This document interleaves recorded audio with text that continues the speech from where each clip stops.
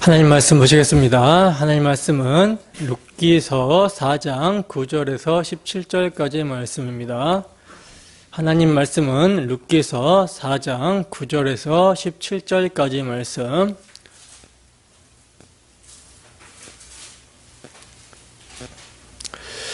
다 찾으셨으면 함께 한 목소리로 합독하도록 하겠습니다. 시작. 보아스가 장로들과 모든 백성에게 이르되 내가 엘리멜렉과 기럯과 말론에게 있던 모든 것을 나오미의 손에서 산 일에 너희가 오늘 증인이 되었고 또 말론의 아내 모압 여인 룻을 사서 나의 아내로 맞이하고 그 죽은 자의 기업을 그의 이름으로 세워 그의 이름이 그의 형제중과 그곳 성문에서 끊어지지 아니하게 하매 너희가 오늘 증인이 되었느니라 하니 성문에 있는 모든 백성과 장로들이 이르되 우리가 증인이 되나니 여호와께서 내 집에 들어가는 여인으로 이스라엘의 집을 세운 라헬과 레아 두 사람과 같게 하시고 내가 에브라스에서 유력하고 베들레헴에서 유명하게 하시기를 원하며 여호와께서 이 젊은 여자로 말미암아 내게 상속자를 주사 내 집이 다말이 유다에게 낳아준 베레스의 집과 같게 하시기를 원하노라 하니라. 이에 보아스가 룻을 맞이하여 아내로 삼고 그에게 들어갔더니 여호와께서 그에게 임신하게 하심으로 그가 아들을 낳은지라. 여인들이 나오미에게 이르되 찬송할지로다 여호와께서 오늘 내게 기업 물을 자가 없게 하지 아니하셨도다.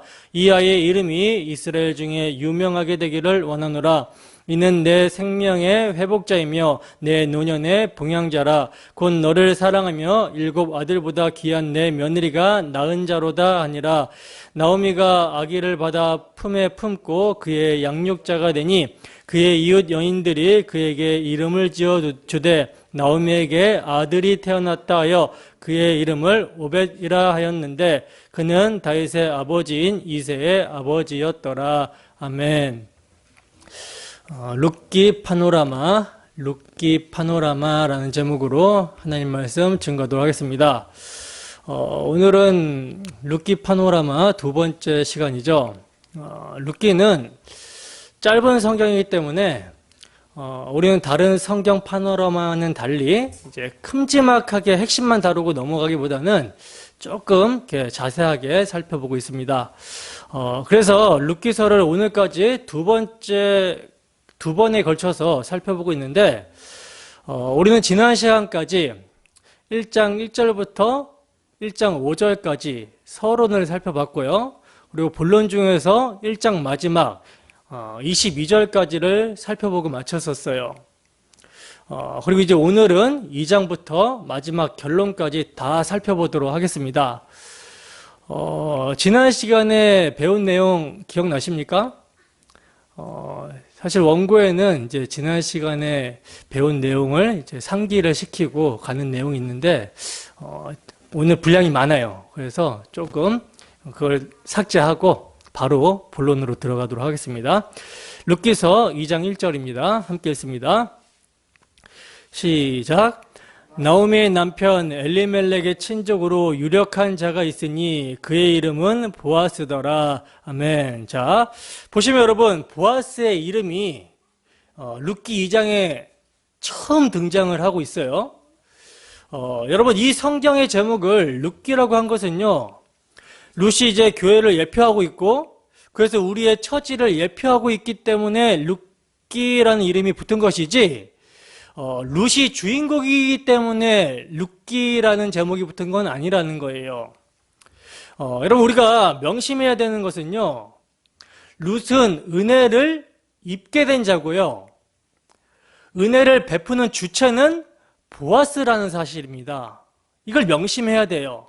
그러니까 보아스가 없는 룻은 아무 의미가 있다 없다? 없다라는 거죠. 그래서 룻기에서 보아스는요, 굉장히 중요한 인물인 거예요. 예수 그리스도의 예표로 등장을 하고 있는 것입니다.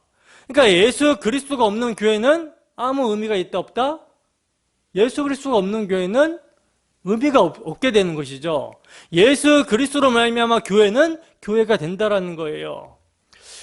그러므로 다시 2장 1절을 보시면 그 시작이 어떻게 되고 있습니까? 나오미의 남편 엘리멜렉의 친족으로 유력한 자가 있으니 그의 이름은 보아스더라 하면서 보아스를 소개를 하면서 시작을 하고 있다는 거예요. 여러분 지금 이 첫 절은요 명제와도 같은 말씀이거든요. 그리고 나머지 말씀들은 이 명제에 대한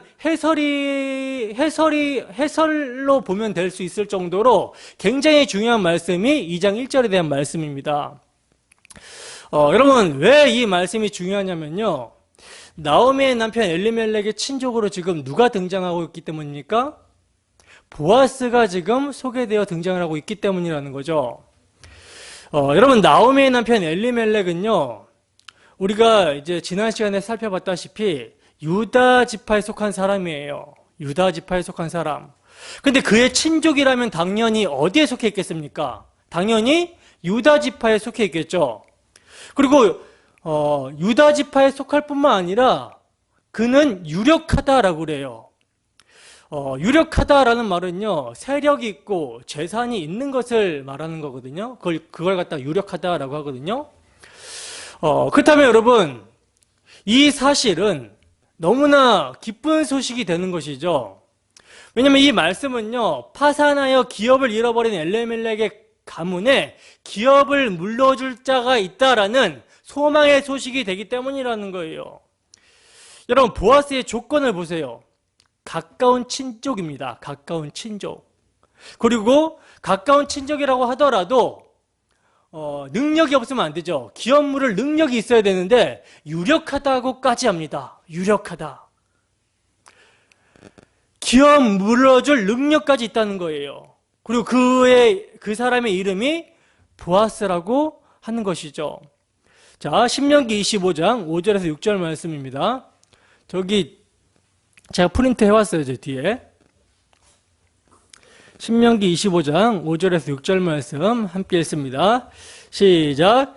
형제들이 함께 사는데 그중 하나가 죽고 아들이 없거든 그 죽은 자의 아내는 나가서 타인에게 시집가지 말 것이요 그의 남편의 형제가 그에게로 들어가서 그를 맞이하여 아내로 삼아 그의 남편의 형제된 의무를 그에게 다 행할 것이요 그 여인이 낳은 첫 아들이 그 죽은 형제의 이름을 잊게 하여 그 이름이 이스라엘 중에서 끊어지지 않게 할 것이니라. 레위기 25장 24절에서 25절 말씀도 함께 읽습니다. 시작. 너희 기업의 온 땅에서 그 토지 무르기를 허락할지니 만일 내 형제가 가난하여 그의 기업 중에서 얼마를 팔았으면 그에게 가까운 기업 물을 자가 와서 그의 형제가 판 것을 물을 것이요. 아멘. 여러분 이 지금 율법의 말씀은요 고엘 제도를 지금 말을 하고 있는 거거든요. 고엘 제도. 그러니까 바로 보아스가 나오미의 남편 엘리멜렉의 기업 물을 자 구속자가 된다는 거예요. 그러나 여러분 룻기서는요 결론에 이르러 보아스를 찬양하고 있지는 않습니다. 그러면 누구를 찬양하고 있는가? 4장 10절에 보시면 여호와께서 오늘날 내게 기업 물을 자를 없게 하지 아니하셨다라고 하면서 여호와 하나님을 찬양하고 있다는 거예요. 왜냐하면 여러분 하나님은요 나오미 한 사람의 기업 물을 자를 준비하신 하나님이 아니기 때문입니다. 성경은 나오미 한 가정의 잃어버린 기업을 회복시켜 주시기 위한 것을 보여주기 위해 기록된 책이 아니라는 거예요. 아니기 때문이라는 거죠.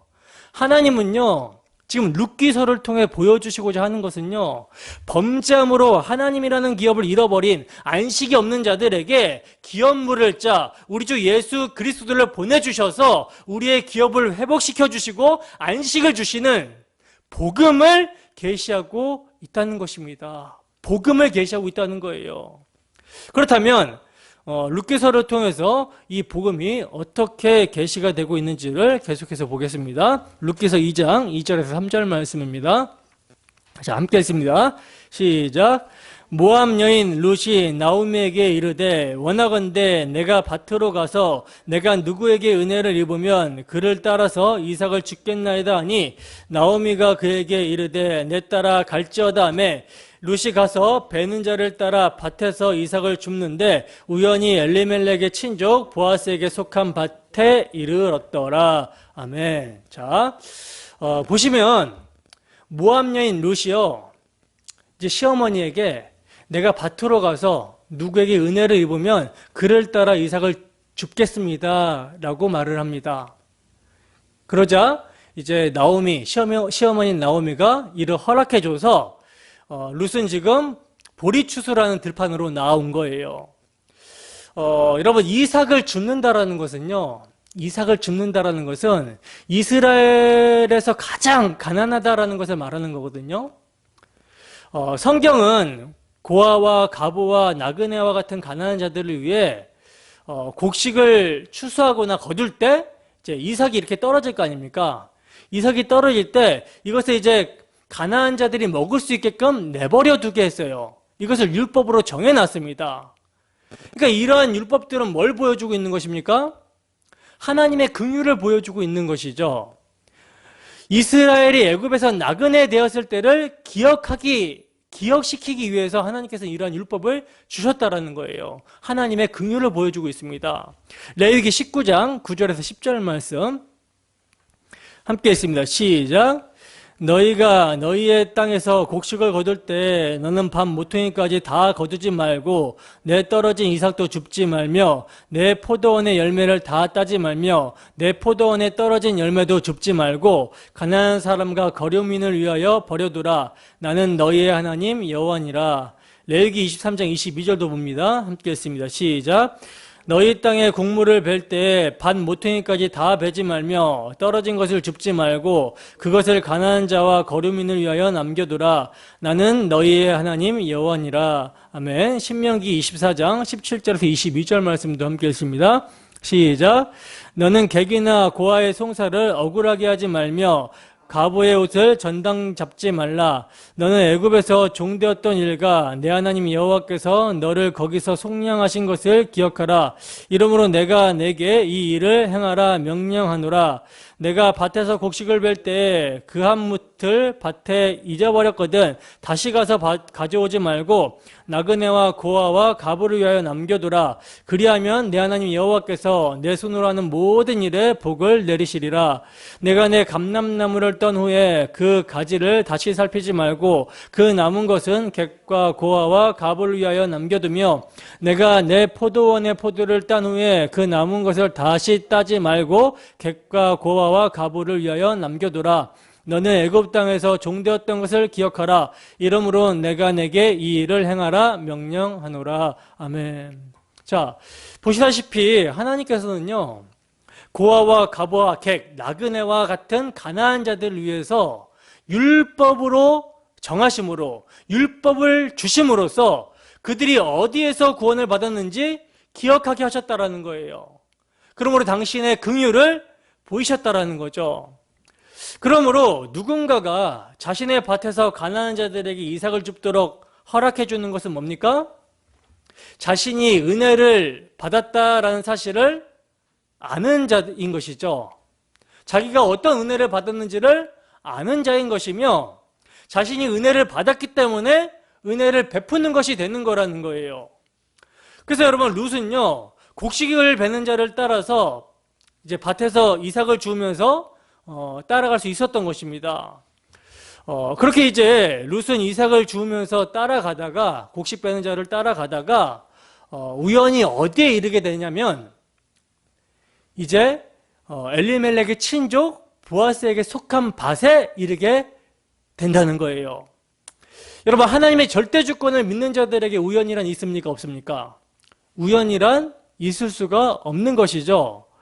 룻의 입장에서는요, 모르고 간 거죠. 모르고 정신없이 그냥 곡식 베는 자를 따라서 이삭이 떨어지면 그거 주우면서 정신없이 간 것이지만, 그러나 그의 발걸음을 누가 인도하신 거예요? 하나님께서 인도하신 것입니다. 그래서 사람이 마음으로 계획할지라도 그의 걸음을 누가 인도하신다? 하나님께서 인도하신다라고 하는 거예요. 그러니까 배후에서 하나님이 섭리하신 거라는 거죠. 그래서 2장 4절을 보시면 그렇게 룻이 보아스의 밭에 이르게 되었을 때 마침 누가 왔다 그래요? 베들레헴에서 보아스가 왔다라고 말씀을 하고 있는 것입니다. 기가 막힌 타이밍이죠. 그죠? 자, 보세요, 여러분. 룻이 고엘이 되는 보아스를 만나는 시기가요, 그의 시어머니 나오미가 텅 비어버린 상태에서 만나게 된다는 거예요. 텅 빈 상태. 베들레헴에 양식이 있다라는 소식을 듣고 돌아왔지만, 떡집으로 돌아왔지만 엘리멜렉의 기업을 물을 자가 없었다는 거예요. 그래서 이제 며느리가 이삭을 주어서 먹고 살아야 되는 아주 가장 밑바닥 자리에서 우연히 고엘이 되는 보아스의 밭에 룻이 이르게 된 것이며, 마침 또 보아스가 베들레헴에서 내려오게 된 것입니다. 이것을 우연이라고 말할 수 있습니까? 우연히 일어난 일이 아니라 하나님께서 그렇게 섭리하신 거라는 거죠. 자, 그래서 이제 베들레헴에서 내려온 보아스가 추수하는 사람들에게 축복을 합니다. 축복을 하자 추수하는 사람들도 보아스를 축복을 해요. 그리고 추수하는 자들을 거느린 사환에게 보아스가 이제 묻습니다. 뭘 묻냐면, 처음 보는 룻에게 관심을 가지면서 이 룻이 누구의 소녀인지를 물어봤어요.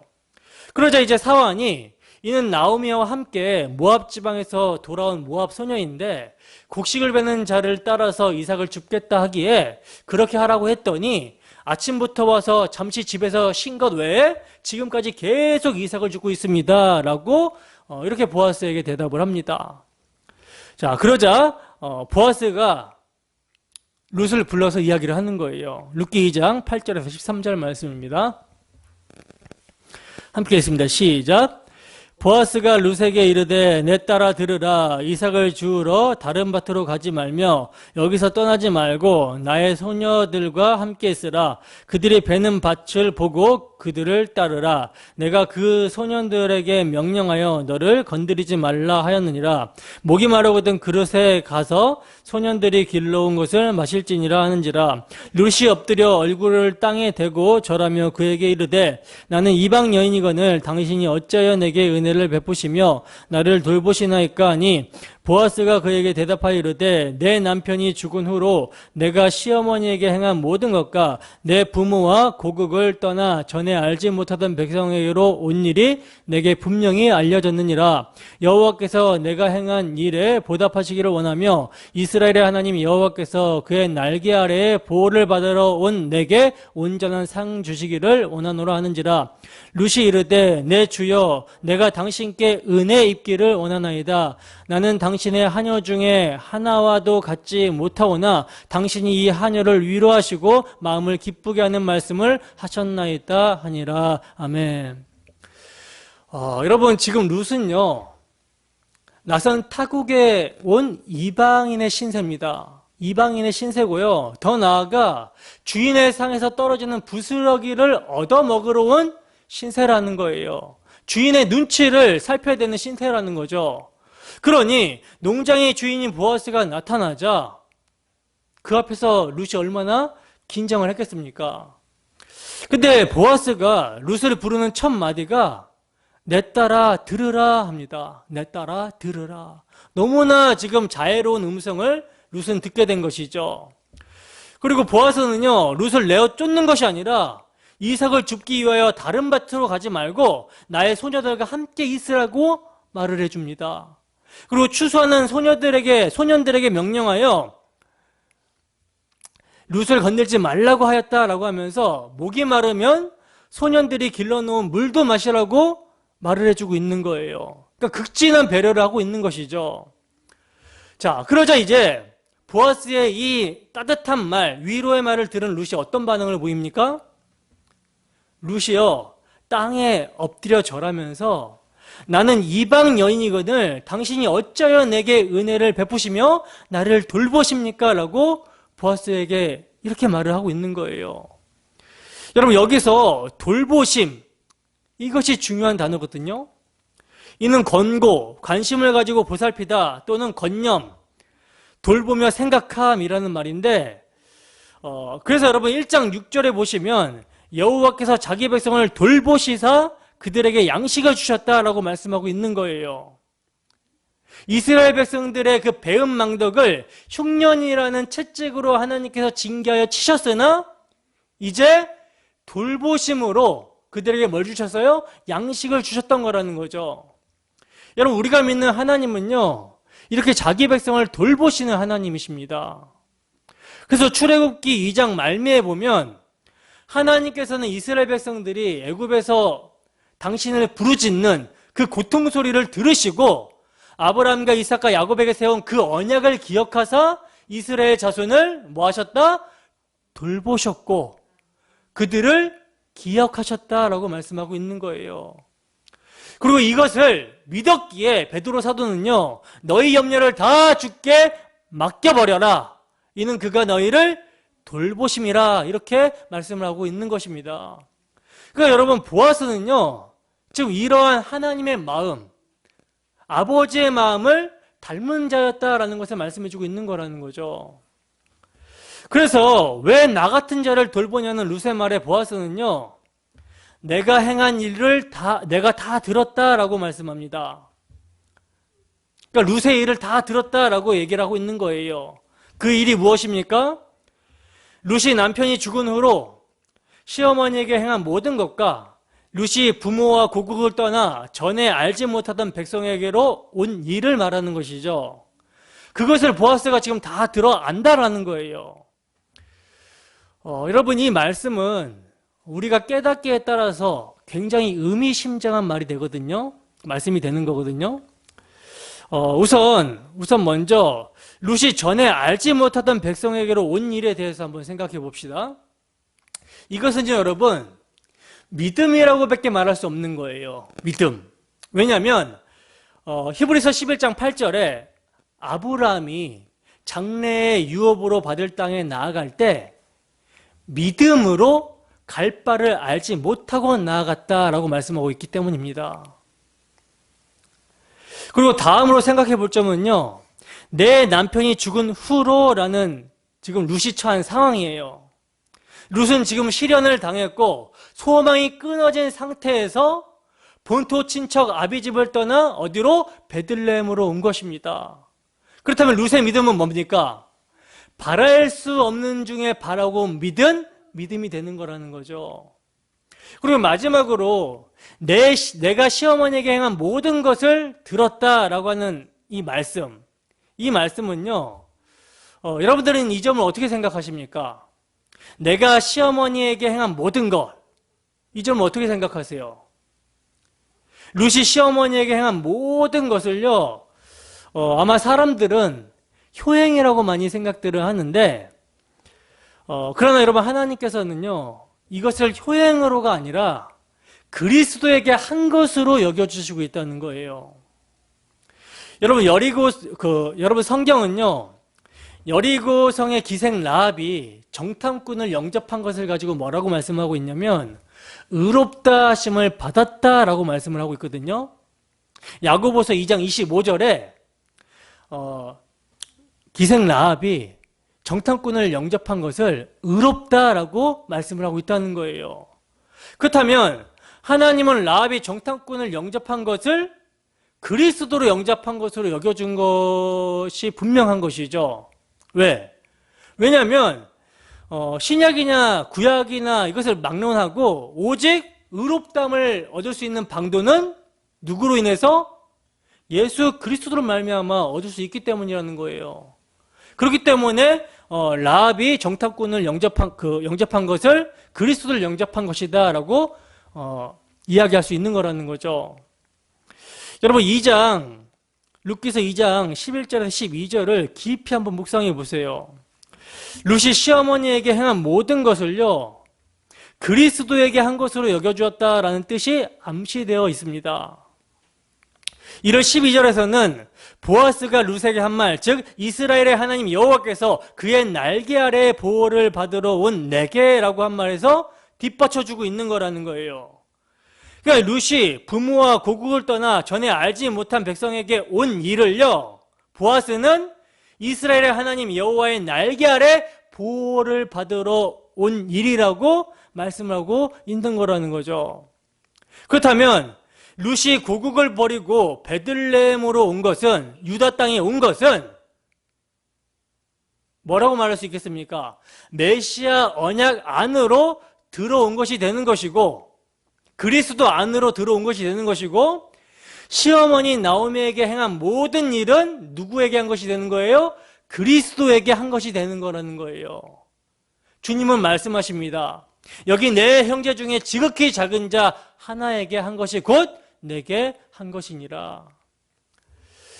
그러므로 보아스는요, 룻의 이 일이 자신에게 분명히 들려졌고, 그래서 이 일에 대해서 여호와께서 보응하시고 너에게 온전한 상 주시기를 원한다라고 말을 하고 있는 것입니다. 그러자 보아스의 이 축복의 말, 위로의 말을 들은 룻이 뭐라고 다시 고백합니까? 내 주여, 내가 당신께 은혜 입기를 원하나이다. 나는 당신의 하녀 중에 하나와도 같지 못하오나 당신이 이 하녀를 위로하시고 마음을 기쁘게 하는 말씀을 하셨나이다. 여러분, 이런 모습이 은혜를 입은 자의 모습인 거죠. 다윗의 아내 아비가일이라는 사람도요, 그에게서도 이제 이런 모습을 보게 되는데, 아비가일의 첫 남편이 누구였습니까? 나발이라는 사람이죠. 그 나발이 다윗을 대적하다가 여호와의 치심으로 죽임을 당하잖아요. 그래서 이제 가부가 된 아비가일을 누가 찾아와요? 다윗이 아내로 맞이하려고 찾아왔을 때, 그를 데리러 왔을 때 아비가일은 이렇게 고백을 하고 있다는 거예요. 내 주의 여종은 내 주의 전령들의 발을 씻길 종입니다. 이렇게 고백을 하고 있다는 거죠. 이게 뭡니까? 은혜를 입은 자들의 모습이라는 거예요. 은혜를 아는 자들의 모습이라는 거죠. 여러분, 보아스는 여호와의 날개 아래 피하여 온 룻에게 여호와께서 너에게 온전한 상 주시기를 원한다라고 하면서 축복을 했어요. 근데 그 상을 받는 자의 모습이 어떤 모습이냐면, 은혜를 구하면서 자신을 나는 당신의 하녀 중에 하나와도 같지 못한 자로 낮추고 있는 모습이라는 것입니다. 그렇다면 여러분, 여호와의 날개 아래 피하여 온 룻이 받게 되는 온전한 상이란 무엇이겠습니까? 기업 물을 자 보아스를 만난 거, 그분에게 은혜를 구할 수 있는 거, 이것이 온전한 상인 것이죠. 그렇다면 오늘날 우리의 상은 무엇이겠습니까? 보아스가 예수 그리스도를 상징하는 인물이라면 오늘날 우리의 상은 무엇이겠습니까? 여호와의 날개 아래 피하러 온 우리의 상은 무엇일까요? 바로 보아스가 상징하고 있는 예수 그리스도를 만나게 된 거. 우리의 죄가 되어 저주받아 죽으신 그리스도가 우리의 상이라는 거예요. 그분에게 은혜를 구하게 된 것이 우리의 상이라는 것입니다. 예수 이름을 받고 그 예수 이름으로 구할 수 있게 된 게 우리의 상이라는 거죠. 그러나 여러분, 오늘 우리가 십자가에 저주받아 죽은 예수, 십자가에 못 박히신 예수님이 우리의 온전한 상이 되려면 우리의 마음이 어느 정도로 가난해져야 될까요? 눈이 높은 것과 마음이 교만한 것과 악인의 형통함이 죄입니다, 여러분. 그러므로 이 시간 주 성령께서 우리에게 가난한 마음과 애통하는 마음을 주셔서 그리스도의 십자가 아래 피하여 들어가는 모습이 되기를 소원합니다. 계속해서 봅시다. 룻기서 2장 14절에서 16절 말씀입니다. 룻기서 2장 14절에서 16절 말씀 함께 읽습니다. 시작. 식사할 때 보아스가 룻에게 이르되 이리로 와서 떡을 먹으며 내 떡 조각을 초에 찍으라 하므로 룻이 곡식 빼는 자 곁에 앉으니 그가 볶은 곡식을 주매 룻이 배불리 먹고 남았더라. 룻이 이삭을 주러 일어날 때에 보아스가 자기 소년들에게 명령하여 이르되 그에게 곡식단 사이에서 줍게 하고 책망하지 말며 또 그를 위하여 곡식 다발에서 조금씩 뽑아 버려서 그에게 줍게 하고 꾸짖지 말라 하니라. 아멘. 자, 보시면 지금 보아스가 룻을 어디에 초청하고 있어요? 식사 자리에 초청을 하고 있어요. 자기 밭에서 이삭을 죽게 하고 또 소년들로 그를 건들지 못하게 하고 또 소년들의 길러온 물을 마시게 하는 것도 가분한데 이제는 아예 보아스의 식탁에 식사에 초대를 합니다. 이리로 와서 떡을 초에 찍어 먹게 하고 볶은 곡식도 주고 있다는 거예요. 그리고 룻이 다시 이삭을 주우러 일어나 나갈 때 보아스는요, 자기 소년들에게 말하기를 곡식단에서 조금씩 뽑아 버려서 그에게 줍게 하고 책망하지 말라고까지 말을 합니다. 여러분, 이것은 뭡니까? 이것은 정말 때를 따라 돕는 은혜인 것이죠. 주인의 상에 참여한 것도 은혜예요. 그리고 그 식탁에서 음식을 먹고 힘을 얻어서 다시 일하러 가게 되는데 돕는 은혜가 또 있다라는 거죠. 돕는 은혜가. 근데 여러분, 여기서도 우선적으로 기억해야 되는 것은요, 룻은 먼저 위로하시고 마음을 기쁘게 하는 말씀의 은혜를 받았다라는 사실입니다. 그리고 그런 후에 배불리 먹고 조금씩 뽑아 버려서 줍게 하는, 즉 때를 따라 도우시는 은혜를 입은 거라는 것이죠. 여러분, 룻의 이야기는요, 교회의 이야기입니다. 교회의 이야기예요. 우리가 이러한 은혜를 받았다라는 거죠. 그렇다면 이러한 은혜를 받은 자에게 있어서 반응은 어떤 반응이 있어야 되겠습니까? 성경에 생각나는 장면이 떠오르는데 어떤 장면이냐면 여러분, 다윗이 이스라엘의 왕이 되고 나서요, 환난 날에 자기를 도와준 요나단의 우정을 기억합니다. 그래서 요나단이 지금 죽고 사울의 가문이 완전히 지금 몰락한 상태지만은 요나단의 후사 씨가 있는지를 수소문해서 찾았어요. 그랬더니 요나단의 아들이 한 명 있는데 그 아들이 절뚝발이에요. 두 발을 다 쓰지 못하는 절뚝발이, 무비보셋이라는 사람, 그 한 사람만 딱 남았다라는 거죠. 다윗은요, 이러한 무비보셋을 불러서 어디에 앉히냐면 자기의 식탁에 앉힙니다. 식탁에 앉혔어요. 그에게 말하기를 너는 항상 내 상에서 먹으라고 합니다. 그리고 그의 쓸 것을 항상 채워주라고 신하들에게 말을 합니다. 그래서 무비보셋은요, 왕자 중에 하나처럼 왕의 상에서 먹게 되었고 또 왕이 주시는 것을 쓰면서 살게 되었다라는 거예요. 여러분, 이러한 은혜를 받은 무비보셋, 이 무비보셋의 반응은 어떤 반응입니까? 다윗에게 보이는 반응은 어떤 반응이죠?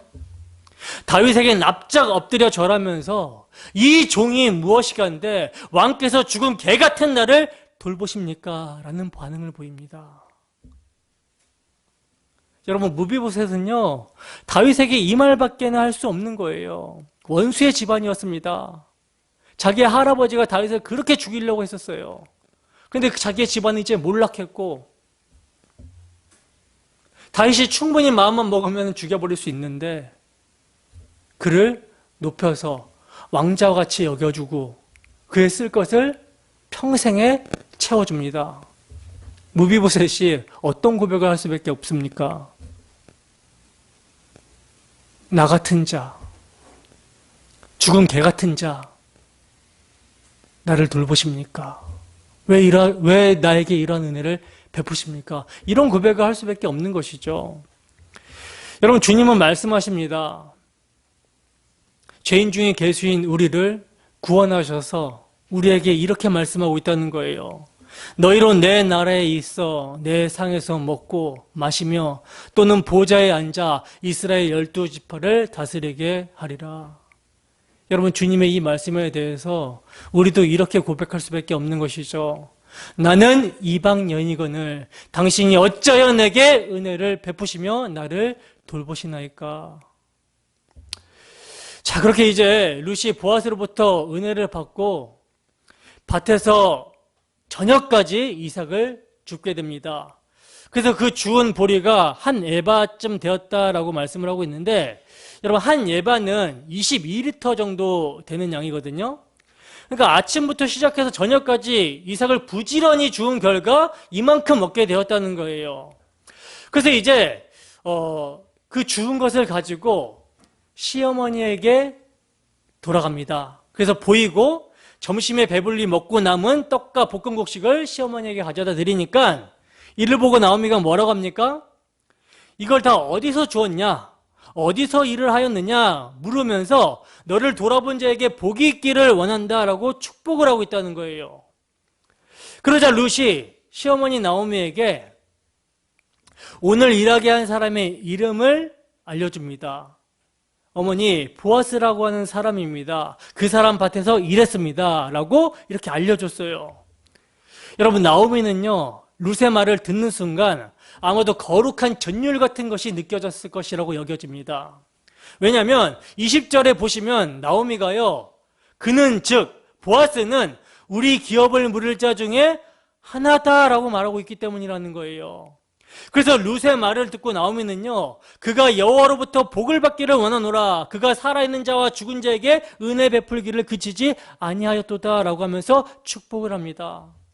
여러분, 이 장의 구도가 뭔지 아시겠죠? 첫 절에서 나오미의 남편 엘리멜렉의 친족으로 유력한 자가 있으니 그의 이름은 보아스더라. 이렇게 시작을 하고 19절에서는 룻이 자기에게 은혜를 준 자의 이름, 자기가 일한 밭의 주인의 이름이 보아스라고 말을 하고 있다는 거예요. 그리고 20절에서는요, 그가 우리의 기업 물을 자 중에 하나다라고 나오미가 말을 하면서 기업 물을 자와의 관계성을 드러내주고 있습니다. 이게 구조라는 거예요. 그러니까 1절과 20절 사이의 내용, 즉 이삭을 주우러 간 룻이 우연히 보아스의 밭으로 인도된 일이나 보아스와 룻의 만남, 보아스가 룻에게 은혜를 베푸는 일 등은 보아스가 엘리멜렉의 가문의 유일한 소망인 기업 물을 자임을 성경은 하나님의 섭리 가운데 드러내기 위한 해설을 해주고 있는 거라는 거예요. 여러분, 룻기 2장은요, 부모와 고국을 떠나 여호와의 날개 아래 보호를 받으러 온 룻에게 유력한 자, 기업 물을 자가 있게 하시고 그 보아스를 만나게 해주신 하나님의 섭리를 말씀하고자 하는 것이 핵심입니다.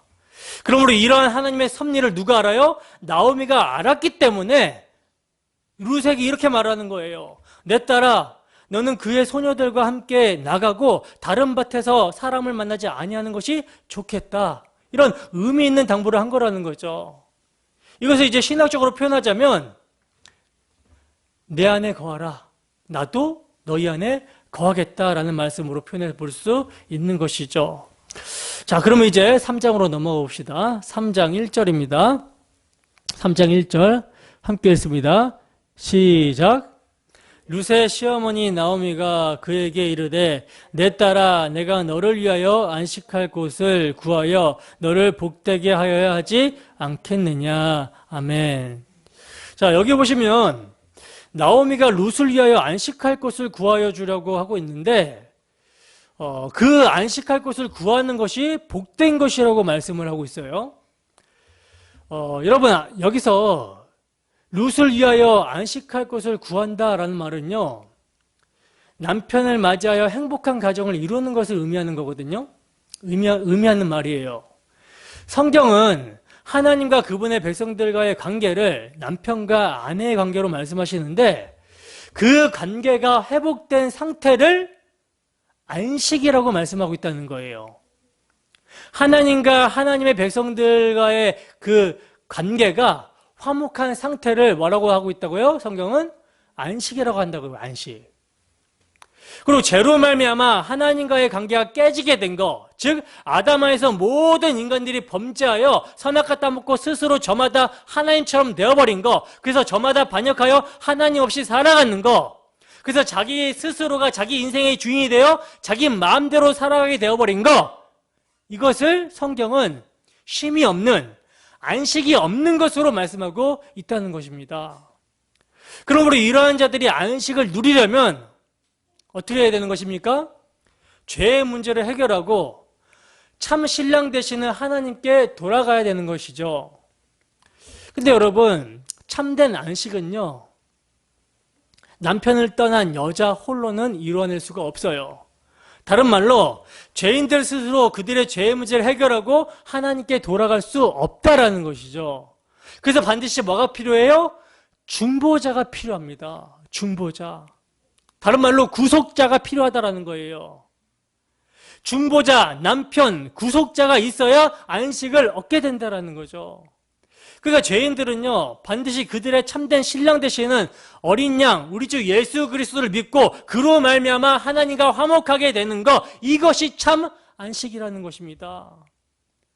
그래서 성경은 출애굽을 통하여 안식이 무엇인지를 말씀해주고 있었는데, 하나님께서 애굽의 압제 가운데 종노릇하던 이스라엘 백성들을 편팔과 강한 손으로 유월절 어린 양의 피로 말미암아 장자를 치심으로 어떻게 하셨어요? 구원하여 내셨죠.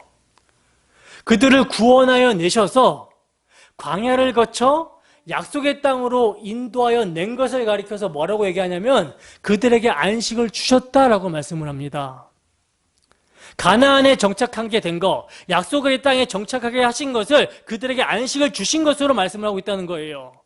그러나 여러분, 이 안식은 모형이었죠.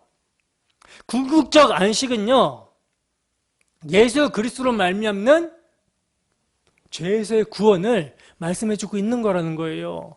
그래서 여러분, 성경은요, 만일 여호수아가 저희에게 안식을 주었더라면 그 후에 다른 날을 말씀하지 아니하셨으리라. 그런즉 안식할 때가 하나님의 백성에게 남아있도다라고 말씀을 하고 있는 것입니다. 이게 무슨 말씀입니까? 그리스도 예수 안에서 영혼의 안식을 누리기까지는 참 안식이 없다는 것을 말씀해주고 있는 것이죠. 그러므로 여러분, 구약에 등장하는 모든 안식은요, 죄인이 중보자 예수 그리스도의 피로 구원을 받고 하나님과 화목하게 되는 것을 계시하고 있었던 거라는 거예요. 바로 여기에 룻기가 지향하고 있는 전망이 있는 것입니다. 그러므로 나오미가 룻에게 안식할 곳을 마련해 주려고 한 것은요, 기업 물을 자가 되는 보아스의 아내가 되게 하는 일이며, 이를 통해서 우리 주 예수 그리스도로 말미암아 참 안식을 얻게 되는 교회를 계시하고자 하시는 거예요. 자, 그래서 이제 시어머니 나오미는요, 룻에게 안식할 곳을 마련해 주기 위해서 치밀한 계획을 세웁니다. 치밀한 계획을 세우고 있다는 거예요. 그래서 2절을 보시면, 3장 2절을 보시면 나오미가요, 타작마당에서 보리를 까불리는 날까지 알아내서 룻에게 이야기를 해주고 있다는 거예요. 여러분, 보리를 까불리는 것은 뭡니까? 우리 청년들은 잘 모를 텐데, 보리를 까불리는 것은요, 곡식의 나라를 도리깨로 이렇게 털어가지고 가래로 이렇게 높이 던지면 지푸라기는 이렇게 날아가고 알곡은 밑으로 떨어지게 하는 방식인데, 이것이 추수의 마무리가 된다는 거예요. 그리고 이 날은 수확의 기쁨을 누리는 절정의 날이기 때문에 풍성하게 먹고 마시는 날이 되는 것입니다. 그 날이 보리 까부는 날이에요. 보리 까불리는 날. 바로 이 날에 이제 나오미는요, 룻을 단장시켜서 보내려고 한 것이죠. 그래서 나오미는 룻에게 뭐라고 얘기하냐면, 너는 목욕을 하고 향수를 바르고 고운 옷으로 몸을 단장하고 타작마당으로 내려가라. 그리고 거기서 그 사람이 먹고 마시기를 마칠 때까지 그가 눈치채지 못하도록 조심하고, 보아스가 눕는 것을 잘 보아두었다가 그가 잠들면 그에게 가서 누워라. 이렇게 눕도록 시켰어요. 그러자 룻이 뭐라고 합니까? 시어머니가 말한 대로 행하겠다라고 말을 합니다. 그렇게 이제 룻은요, 시어머니의 명령대로 다 행했어요. 그래서 기분 좋게 잠든 보아스에게 룻이 이렇게 보고 있다가 가만히 가서 그의 발치에 이불을 들고 거기에 눕습니다. 근데 이제 보아스가 자다가 그 밤중에 잠깐 깼는데 깜짝 놀란 거예요. 웬 여자가 자기 발치에 누워 있는 거죠. 그래서 당황한 보아스가요, 너가 누구냐? 넌 누구냐? 라고 묻자 룻이 이제 밝히는데, 룻기 3장 9절 함께 읽어보겠습니다. 룻기 3장 9절입니다. 함께 읽습니다. 시작. 이르되 내가 누구냐 하니 대답하되 나는 당신의 여종 룻이오니 당신의 옷자락을 펴 당신의 여종을 덮으소서. 이는 당신이 기업을 물을 자가 됨이니이다 하니. 아멘. 여러분, 여기서 룻이 당신의 옷자락으로 나를 덮으소서라고 한 말은요, 1차적으로 자신을 내치지 말고 받아달라는 말이에요. 받아달라는 뜻이죠. 즉 이제까지는 보아스가 베푸는 은사로 만족했으나 이제는 보아스 당신 자신을 구하고 있는 것입니다. 원하고 있는 거예요. 소유하기를 원하고 있는 거라는 거죠.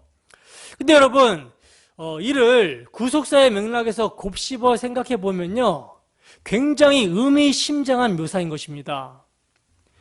여러분, 아까도 말씀을 드렸지만 성경에서는요, 하나님과 인간의 관계성을 상징하는 표현으로 어떤 표현을 한다고 했습니까? 남편과 아내. 이것을 이제 상징적으로 묘사하고 표현한다라고 했잖아요. 근데 여러분, 성경은 어떤 처지에 있는 우리를 하나님의 아내 삼아 주셨는지를 얘기하냐면, 표현하고 있냐면, 에스겔서 16장을 봅시다. 에스겔서 16장 8절입니다. 함께 읽습니다. 시작. 내가 내 곁으로 지나며 보니 내 때가 사랑할 만한 때라. 내 옷으로 너를 덮어 벌거벗은 것을 가리고 내게 맹세하고 언약하여 너를 내게 속하게 하였느니라. 나 주 여호와의 말이니라. 성경 구절을 이제 좀 길게 읽어야 돼서 제가 다 첨부는 안 했는데, 여러분 이 에스겔서 16장 말씀을 보시잖아요. 이 말씀을 문맥적으로 쭉 보시면 하나님의 신부가 될 자들이 어떤 상태였냐면요, 날 때부터 버려져서 아무도 불쌍하게 여기지 않는 피투성이 된 자를 하나님께서 발견하시고 살려내십니다. 그리고 아름답게 키우세요. 키우셔서 청혼을 하시는 거예요. 내 때가 사랑할 만한 때라. 내 옷으로 너를 덮어. 이게 이제 청혼이거든요. 청혼을 하시는 거예요. 그리하여 뭘로 삼았다? 아내로 삼았다. 황후로 삼으셨다라고 말씀합니다. 이것이 지금 여러분 룻이 보아스에게 당신의 옷자락으로 나를 덮으소서라는 뜻이에요. 룻은요 보아스에게 이렇게 해주기를 간구하고 있는 것입니다. 여러분, 룻이 옷자락으로 나를 덮으소서라고 한 말을요, 그냥 수박 겉핥기로 알면 안 되는 말씀이에요. 왜냐하면 이 덮으심은요, 구속사의 맥락에서 너무나 중요하기 때문이라는 거죠. 여러분, 하나님은요, 범죄하여 벗었으므로 부끄러워하여 자기의 그 부끄러움을 무화과나무 잎으로 가린 자들을 찾아오셔서 그 무화과나무 잎으로 만든 치마를 벗겨내시고 아담과 하와에게 가죽옷을 지어 입혀주셨습니다. 그러므로 그들의 벌거벗은 수치를 가려주셨다는 거예요. 그리고 노아는 벌거벗은 수치를 가리움을 받은 후에, 노아도 이제 장막에서 술 취해가지고 있을 때 자신의 벌거벗음을 가리움을 받잖아요. 그 가리움을 받은 후에 누굴 찬양하고 있냐면 셈의 하나님을 찬양합니다. 셈의 하나님 여호와를 찬송하리로다 하고 하나님을 찬양했어요. 그리고 다윗도 이를 알았기 때문에 허물의 사함을 받고 그 죄의 가리움을 받는 자는 복이 있도다라고 가리움을 받은 자의 복을 찬양했습니다.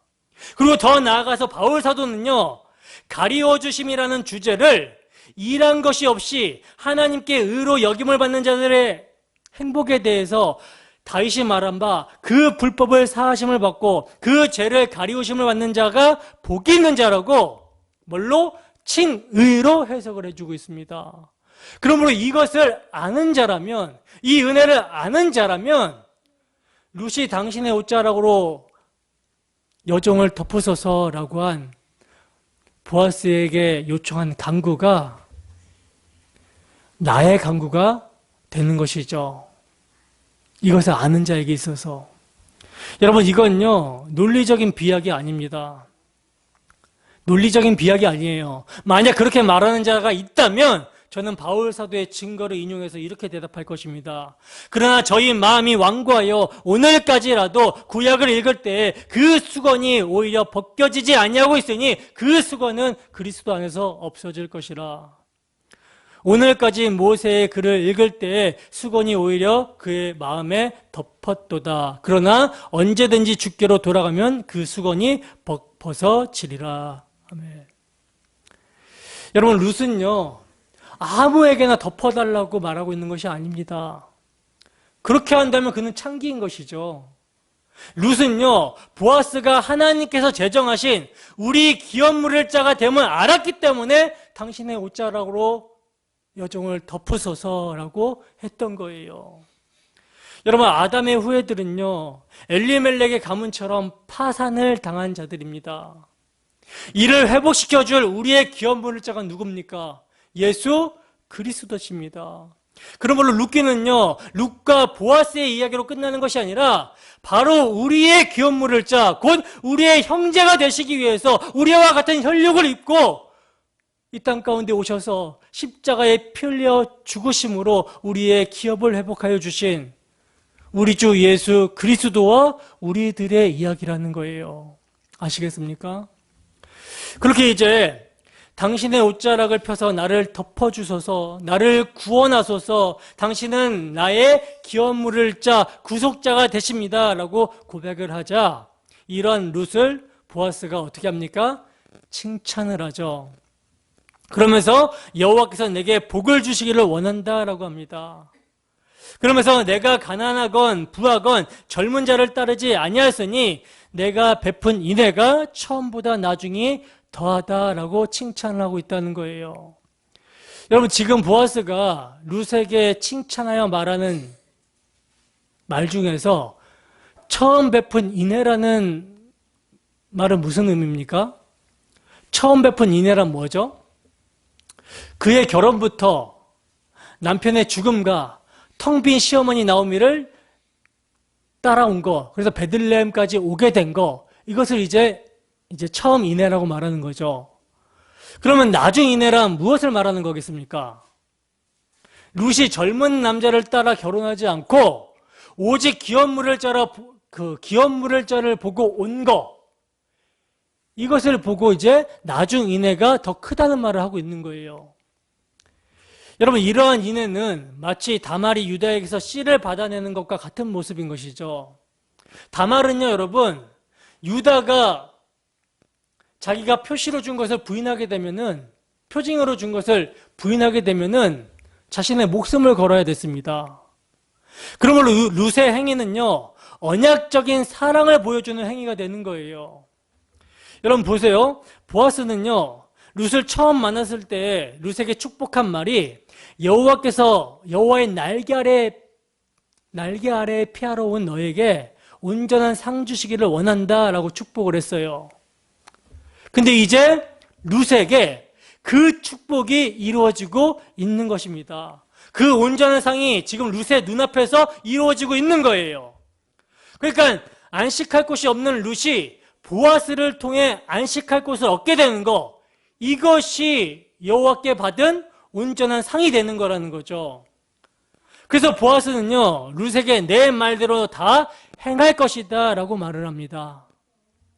그리고 너는 현숙한 여자인 줄 성읍 백성이 다 안다라고 보아스가 룻에게 첨언하여 말을 하고 있는데, 이 말을 지금 첨부하고 있는 것은요, 룻의 당돌한 행위가 불순한 동기에서가 아님을 변호해주기 위해서라는 거예요. 여러분, 지금 룻은요, 단순한 동정을 구하고 있는 것이 아니죠. 하나님의 말씀에 근거하여 지금 보아스에게 간구를 하고 있는 거라는 거예요. 그렇기 때문에 여러분, 보아스가 룻의 말대로 내게 다 행하리라 한 것도요, 룻의 말대로 해주겠다라는 차원에서 멈추는 것이 아니라 하나님의 말씀대로 다 행하겠다라는 뜻이 되는 것입니다. 그리고 보아스는요, 내가 기업 물을 자가 맞지만 나보다 더 가까운 사람이 있으니 그에게 물어보고 그가 기업을 물을 자의 의무를 다하면 그가 하면 되지만 만약 그가 거절하게 되면 내가 그 의무를 감당하겠다라고 말을 합니다. 이 말은 어떤 의미입니까? 보아스가 기업 물을 자가 되어준 것은 반칙을 하고 된 것이 아니라 정정당당하게, 다른 말로 공의롭게 한 일이라는 것을 말씀하고 있다는 거예요. 이것은 이제 하나님의 공의와 결부되는 대목이라는 거죠. 그렇게 이제 보아스는 이 말로 룻을 안심시키고 아침까지 누워있게 했어요. 그래서 이제 룻은요, 새벽까지 그의 발치에 누워있다가 사람이 알아보기 어려운 때에 일어납니다. 이것도 보아스가 룻에게 말한 대로 한 것이죠. 그러니까 쓸데없는 스캔들을 만들지 않기 위해서, 쓸데없는 스캔들에 말려들지 않게 하기 위해서 보아스의 사려 깊은 모습을 보여주고 있는 거예요. 그리고 보아스는요, 룻의 겉옷을 펴게 하여서 보리를 6번 대어 룻에게 지어주고 집으로 돌려보냅니다. 자, 그렇게 이제 보리를 짊어지고 룻이 시어머니에게 돌아왔어요. 그리고 시어머니 나오미에게 보아스가 자신에게 행한 것을 다 알리고, 그가 보리를 6번 대어주면서 빈손으로 내 어머니에게 가지 말라고 하였다라는 말을 전합니다. 그러니까 텅 빈 나오미에게 빈손으로 가지 않고 가득 채워서 가게 된 것이라는 것이죠. 그러니까 룻의 인애로 말미암아 나오미까지 풍족하게 채워지게 된 것이며, 그 채워짐은요, 곡식만 채워진 것이 아니라 영원한 기업을 받게 되었다라는 거예요. 그래서 이제 나오미의 중요한 신앙 고백이 나옵니다. 룻기 3장 18절입니다. 함께 했습니다. 시작. 이에 시어머니가 이르되 내 딸아 이 사건이 어떻게 될지 알기까지 앉아있으라. 그 사람이 오늘 이 일을 성취하기 전에는 쉬지 아니하리라 하니라. 아멘. 보시면 나오미는요, 룻에게 이 사건이 어떻게 될지 알기까지 너는 앉아있으라 라고 말을 하고 있어요. 이 사건이란 말은 뭡니까? 보아스가 말한 바 나보다 더 가까운 친족이 있다라는 말을 염두에 두고 한 말이죠. 근데 여러분, 나오미의 심중에는요, 결국은 보아스가 자신의 기업물을 자가 되어줄 것을 믿고 있어요. 그래서 그 사람이 오늘 이 일을 성취하기 전에는 쉬지 아니할 것이라고 룻에게 말을 하고 있는 것입니다. 여러분, 여기서 이 일이란 나오미의 가문의 기업을 회복시켜 주시는 일인데, 성경은요, 나오미의 가문이 회복되는 것에 초점이 있는 것이 아니라 이를 통해서 하나님 나라를 회복시켜 주시는 이 모습을 보여주고 있는 구속사를 말씀하고 있는 것입니다. 여러분, 하나님은요, 이 일을 성취하기 전에는 쉬지 아니하신다라는 거예요. 그래서 하나님께서는요, 이를 이루시기 위해서 이는 한 아기가 우리에게서 낳고 한 아들을 우리에게 주신 바 되었는데 하고 한 아기를 보내주시겠다라고 약속을 하셨습니다. 근데 그 아기는요, 또 다윗의 왕자에 앉아서 그의 나라에 군림하여 그 나라를 굳게 세우고 지금 이후로 영원토록 정의와 공의로 그것을 보존하실 것이라 하고 다윗의 가문에서 나시게 될 것을 예언을 하고 있습니다. 근데 여러분, 룻기가요, 오벳은 이새를 낳았고 이새는 다윗을 낳았더라라고 마치고 있다는 사실이에요. 끝맺고 있다라는 사실입니다. 여러분, 이 얼마나 절묘한 통일성입니까? 왕이요 기업물을 자가 다윗의 자손으로 오시게 된다라는 거예요. 그리고 이사야 선지자는 이렇게 말씀합니다. 만군의 여호와의 열심히 이를 이루시리라. 그리고 룻기서는 이렇게 말씀을 하고 있는 거죠. 그 사람이 오늘날 이 일을 성취하기 전에는 쉬지 아니하리라. 아멘. 이제 마지막으로 4장입니다. 1절을 봅시다. 4장 1절 함께 했습니다. 시작. 보아스가 성문으로 올라가서 거기에 앉아 있더니 마침 보아스가 말하던 기업물을 자가 지나가는지라. 보아스가 그에게 이르되 아무개여 이리로 와서 앉으라 하니 그가 와서 앉으매. 아멘.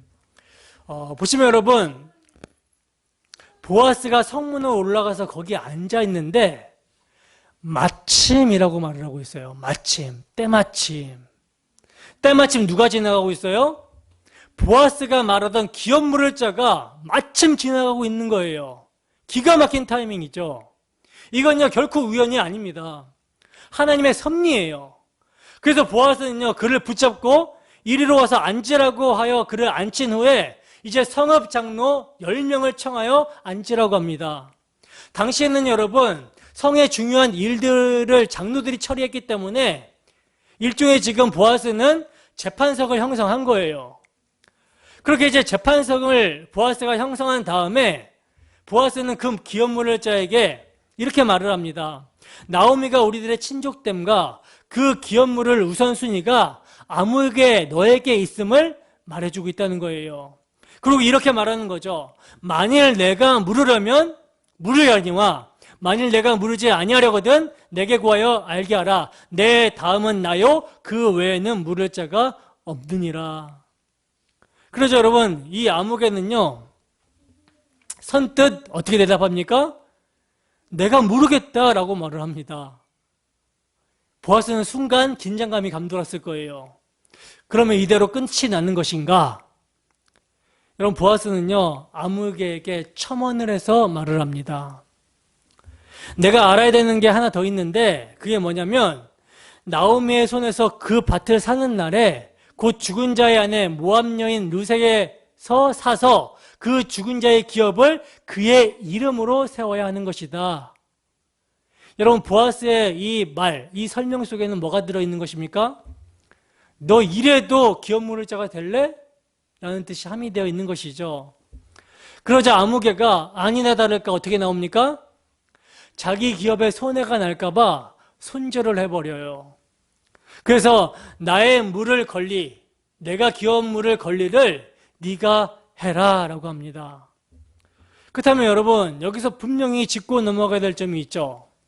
그게 뭐냐면 여러분 처음에 아무개는요 선뜻 내가 물으겠다라고 했어요. 선뜻. 근데 어떤 이유로 다시 물으지 못하겠노라 하면서 기피하고 있다라는 거죠. 그리고 그가 그랬던 이유를 그의 말 속에서 나타나고 있는데 한마디로 뭡니까? 내 기업에 손해가 있기 때문이라는 것입니다.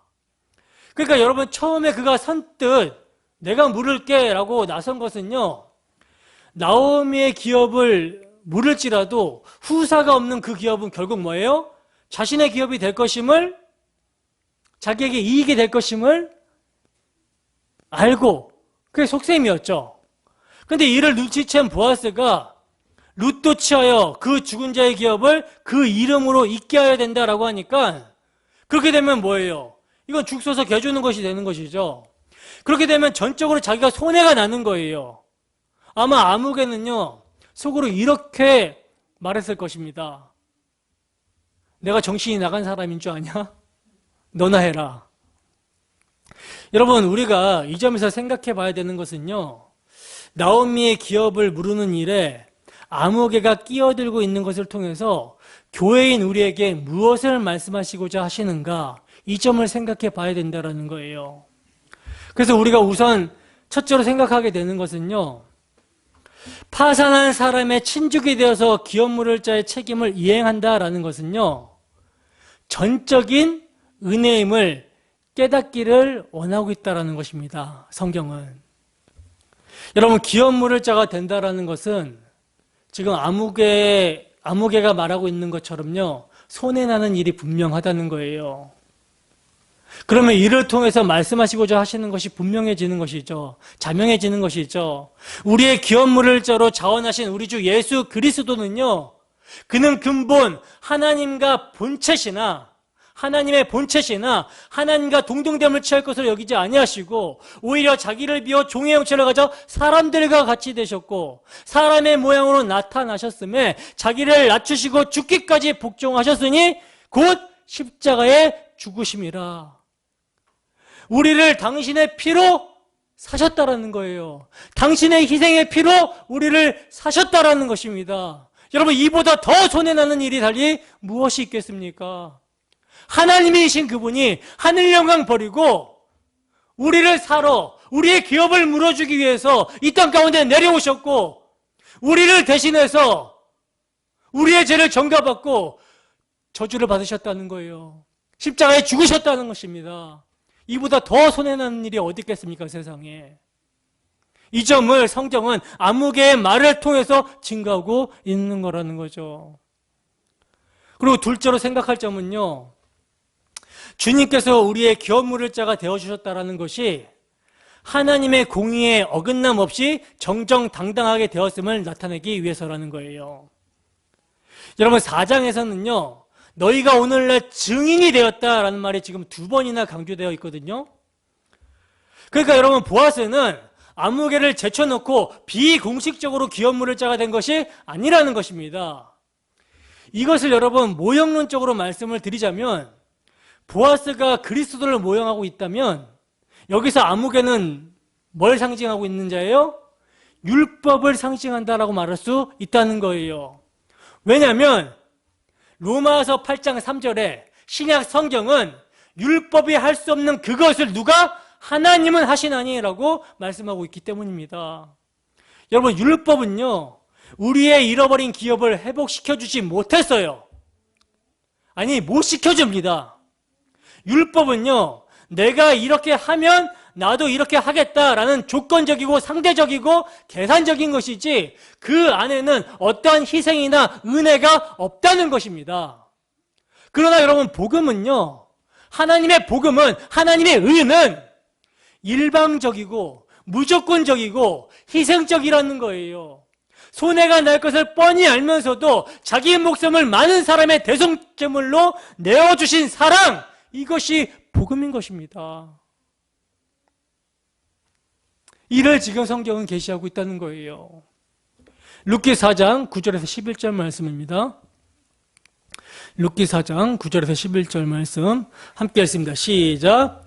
보아스가 장로들과 모든 백성에게 이르되 내가 엘리멜렉과 기럯과 말론에게 있던 모든 것을 나오미의 손에서 산 일에 너희가 오늘 증인이 되었고 또 말론의 아내 모압 여인 룻을 사서 나의 아내로 맞이하고 그 죽은 자의 기업을 그의 이름으로 세워 그의 이름이 그의 형제 중과 그곳 성문에서 끊어지지 아니하게 하며 너희가 오늘 증인이 되었느니라 하니 성문에 있는 모든 백성과 장로들이 이르되 우리가 증인이 되나니 여호와께서 내 집에 들어가는 여인으로 이스라엘의 집을 세운 라헬과 레아 두 사람과 같게 하시고 내가 에브라스에서 유력하고 베들레헴에서 유명하게 하시기를 원하며 여호와께서 이 젊은 여자로 말미암아 내게 상속자를 주사 내 집이 다말이 유다에게 낳아준 베레스의 집과 같게 하시기를 원하노라 하니라. 아멘. 여러분 여기서 중요한 말씀은요, 여기서 중요한 것은 뭐냐면 지금 보아스가 나오미의 기업을 무르기 위해서 땅을 샀다라는 것이 중요한 것이 아니라는 거예요. 땅을 샀다라는 것이 중요한 것이 아니라 12절에서 말씀하고 있듯이 상속자를 이어준 것에 있다는 것입니다. 이게 중요하다는 거예요.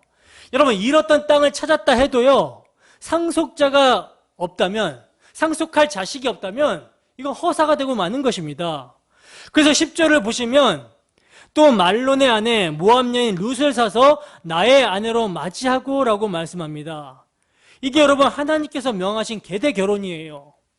그러면 이 규례를 제정하신 목적이 어디에 있는가? 그 죽은 자의 기업을 그의 이름으로 세워 그의 이름이 그의 형제중과 그곳 성문에서 끊어지지 않게 하기 위해서라고 하는 것입니다. 좀 더 설명하자면 상속자가 없으면요, 후사가 없으면 그 가문은 언약 백성 중에서 영영 끊어지게 되고 만다라는 것이죠. 그러므로 여러분 계대 결혼 제도를 구속사라는 맥락에서 바라보지 않는다면요 이 제도를 명하신 하나님의 의도를 이해할 수가 없는 거예요. 이상하다라고 여겨진 것입니다. 여러분 계대 결혼을 통해서 낳게 되는 맏아들은요 죽은 자의 후사가 돼요. 죽은 자의 후사로 있게 되는 거예요. 그래서 17절을 보시면 그의 이웃들, 그의 이웃 여인들이 보아스가 아들을 낳았다라고 하는 것이 아니라 누가 아들을 낳았다 그래요? 나오미가 아들을 낳았다라고 말하고 있죠. 여러분 우리가 이를 통해서 깨닫게 되는 것은요 하나님께서 대를 이을 상속자가 얼마나 중요한지를 말씀해주고 있는 거라는 거예요. 이 점을 다시 한번 구속사의 맥락에서 보시면 인류의 시조 아담과 하하가 범죄하여 기업을 잃어버리게 되자 하나님께서는요 내가 여자의 후손을 보내겠다. 내가 여자의 후손을 보내서 너의 머리를 밟고 내 머리를 상하게 할 것이다 라고 원복음을 주셨습니다. 그러니까 이 점에서 뭡니까? 여자의 후손이라는 표현을 주목해 봐야 되는 것이죠. 인류의 시조가 잃어버린 기업, 이 기업을 무르기 위해서, 이 기업을 회복시켜 주시기 위해서는 후사가, 씨가 필요하다는 거예요. 그렇기 때문에 여자의 후손의 계보가 끊어져서는 안 되는 것입니다. 근데 여러분, 이 선고를 받은 자가 누굽니까? 하나님으로부터 이 말을 직접 들은 자가 누구예요? 뱀, 사탄이죠. 그죠? 하나님께서 뱀에게 말씀하셨잖아요. 내가 여자의 후손을 보내서 네 머리를 밟을 것이다. 멸할 것이다. 뱀에게 말씀하셨잖아요. 그러니까 사탄은요, 뭘 알아요 지금? 자신이 여자의 후손에 의해서 자기 머리가 밟히고 정복당하게 될 것이라는 사실을 창세기에서부터 벌써 알았다라는 것이죠. 그렇다면 뭡니까? 그 계보를 끊어놓으려고 발악을 하게 되겠죠, 사탄이. 그게 여러분 구속사 내내 있어 왔었던 일이라는 거예요. 그러나 여러분, 그러한 사탄의 방해 공작에도 불구하고 하나님께서는요, 당신이 말씀하신 그 말씀을 신실하게 그 여자의 후손을 보존해 오셨음을 보여주는 것이 구속사입니다. 그래서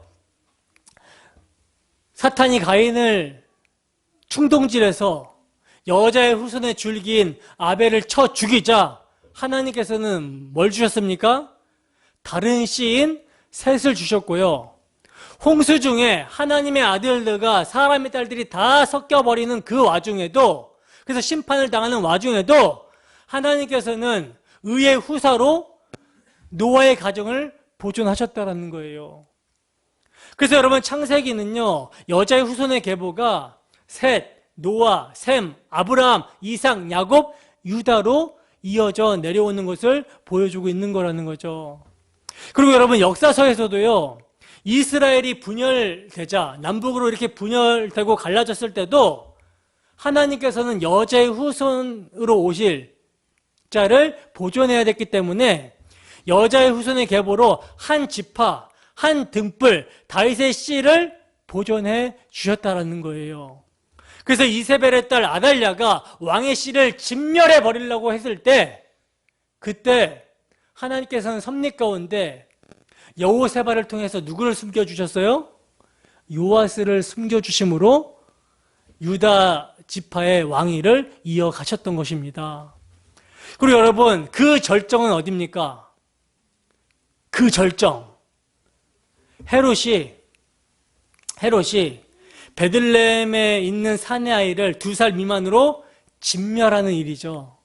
그 진멸하는 와중에서 누구를 보존해 주십니까? 약속의 상속자로 오신 아기 예수를 보존해 주셨다라는 거예요. 그렇다면 성경이 후사를 왜 이리도 중요하게 여기고 있는가? 그것은요, 우리에게 기업 물을 자가 없게 아니하시기 위해서라는 것입니다. 이것이 구속사의 관점에서 본 해답이라는 거예요. 그러므로 보아스가 기업 물을 자로 확정이 되자 성문에 있는 모든 백성과 장로들이 축복을 합니다.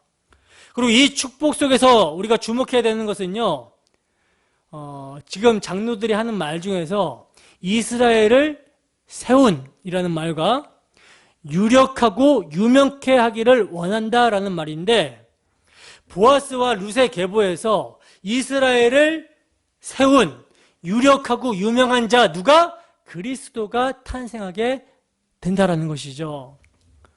그래서 여호와께서 이 젊은 여자로 내게 상속자를 주사 내 집이 다말이 유다에게서 낳아준 베레스의 집과 같게 하시기를 원하노라 하면서 뭘 언급하고 있어요? 유다를 언급하고 있다는 거예요. 그리고 보아스가 룻을 맞이하여 아내로 삼아 그에게 들어갔더니 여호와께서 그로 잉태하게 하심으로 룻이 누굴 낳았다? 아들을 낳았다라고 말씀합니다. 여러분, 성경의 영민함을 보세요. 누가 지금 잉태하게 하셨다라고 합니까? 여호와께서 잉태케 하셨다라고 말씀을 하고 있죠. 즉 여호와께서 상속자를 주신 거라는 거예요. 그래서 여러분, 성경은요, 보아스나 룻을 지금 찬양하고 있지 않습니다. 여호와께서 기업 물을 자를 주셨다라고 찬송을 하고 있다는 거예요. 찬양을 하고 있다는 거예요.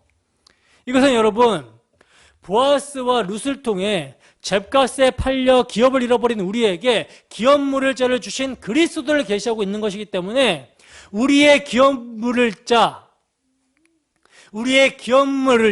우리의 잃어버린 기업을 회복시켜줄 기업 물을 자가 없게 아니하신 그 하나님은 찬양 받으시기에 너무나 합당하신 거라는 거죠. 룻기 4장 18절에서 22절 말씀입니다. 함께 읽습니다. 시작. 베레스의 계보는 이러하니라. 베레스는 헤스론을 낳고 헤스론은 람을 낳았고 람은 아비나답을 낳았고 아미나답은 나손을 낳았고 나손은 살몬을 낳았고 살몬은 보아스를 낳았고 보아스는 오벳을 낳았고 오벳은 이새를 낳았고 이새는 다윗을 낳았더라. 아멘. 보시면 여러분 룻기는 족보로 마치고 있는데 내 집이 다말이 유다에게 낳아준 베레스의 집과 같게 하시기를 원한다라고 장로들이 축복을 했잖아요. 그 축복한 대로 베레스로부터 족보가 시작이 되어서 람, 암미나답, 나손, 살몬, 보아스, 오벳, 이새 그리고 다윗까지 이렇게 연결이 되고 있다는 거예요. 여러분 성경이 왜 지금 이렇게 기록을 하고 있는 것입니까? 그건요, 하나님께서 미리 예선해 놓으신 다윗 왕이 유다 지파, 유다라는 뿌리에서 돋게 된 싹임을 밝히기 위해서라는 거예요. 그래야 다윗이 바로 야곱이 유다에게 예언한 말씀, 규가 유다를 떠나지 아니하며 통치자의 지팡이가 그 발 사이에서 떠나지 아니하기를 실로가 오시기까지 이르리니 라고 한 정통임을 드러내주고 있는 거라는 거죠. 이것이 여러분 룻기의 결론입니다. 지금 여러분 룻기에 5가지 주제가 다 들어가 있죠. 그죠? 5가지 주제, 핵심 키워드가 다 들어가면서 마치고 있죠. 언약, 그리고 섭리, 그리고 기업 물을 자, 옷자락, 족보 이렇게 마치고 있는 거예요. 여러분 룻기서의 의도는 분명합니다. 사사시대의 암흑기 뭐예요? 그때는 이스라엘의 왕이 없으므로 사람마다 자기의 옳은 대로 행하였더라. 저마다 자기의 옳은 대로 행하고 있을 때에 하나님께서는 왕을 준비하고 계심을 보여주고 있는 것입니다. 여러분 이를 위해서가 아니라면요, 이새는 다윗을 낳았다라는 언급은 논리를 벗어난 말인 것이죠. 왜냐하면 다윗은 이새의 맏아들이 아니라 몇째예요? 8째 막내이기 때문이라는 거예요. 그러므로 여러분 성경이 궁극적으로 룻기를 통해서 말씀하시고자 하는 결론은요, 우리의 왕이요 우리의 기업 물을 자는 이새의 줄기에서 한 싹이 나며 그 뿌리에서 한 가지가 나서 결실할 것이요 라고 하신 분이 예수 그리스도라는 사실을 증거하고 있는 것입니다. 여러분 하나님께서는 오늘날도요 우리들에게 룻기서의 말씀을 통해 우리의 기업 물을 자 우리의 왕이신 그리스도를 증거하고 있습니다. 그리고 우리의 모든 삶을 섭리로 인도하셔서 우리의 기업 물을 자 우리의 구속자 예수 그리스도를 만나게 하시도록 일하신다는 거예요. 어떻게?